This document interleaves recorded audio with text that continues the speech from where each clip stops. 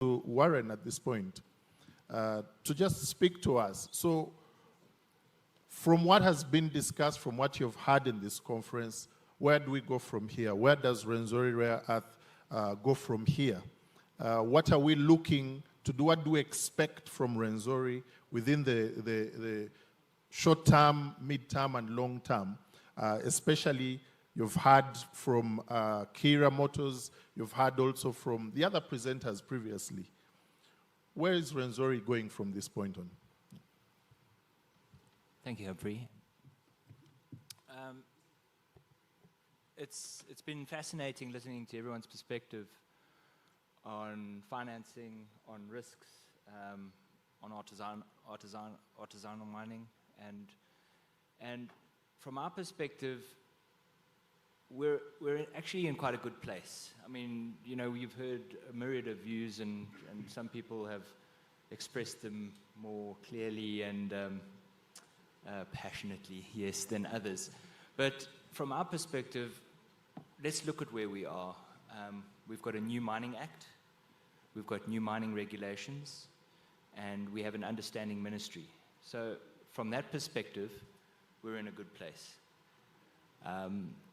We'll be getting our mining license soon, and you will see things really start to happen, because then we can operate.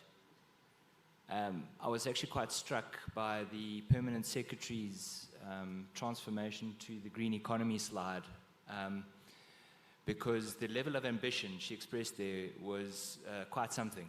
She had clear targets for 2040, and it was around the electrification of even the borders, which, you know, by 2026, that's not very far away.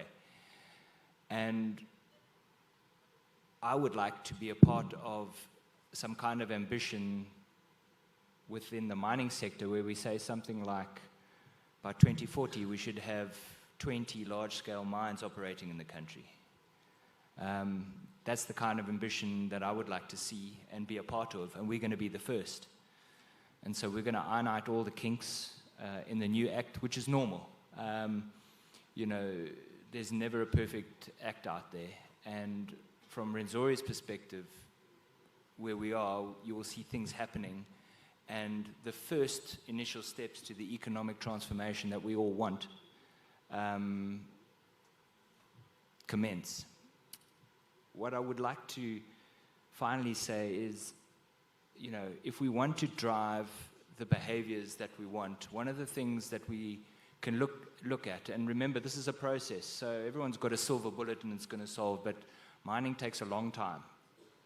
And there's been very little talk about incentives, right? So if we want to drive behaviors and we want people to come to Uganda and we want people to invest in Uganda, we should really look at incentives, and I think that's something that will come with time once we've got our heads around what we're doing here. But from our perspective, we're in the starting blocks. We're going to be the first, and we're going to blaze a trail for everyone and be an example, working with the ministry who have been... We take this story from Uganda to the rest of the world. I think that deserves a hand clap, ladies and gentlemen.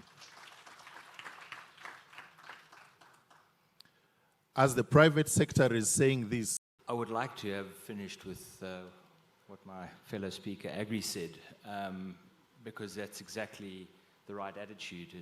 We need to meet the aspirations of government, but the aspirations of government also need to factor in the aspirations of the private sector. And we have some examples in the petroleum industry. I think yesterday I defended the petroleum industry, so today I might change my tune a little bit. The success has taken a very long time. So you were supposed to have first oil in 2010. We are now in 2023. That dialogue is simply too long, all right? If we're sitting on the time bomb that Agri is talking about, for us to find each other over 15 years, you know, the green economy will have come and gone on an electric vehicle. All right. So my only parting shot is that whatever we do it efficiently, and we hurry up, and we do it. Thank you. Thank you very much.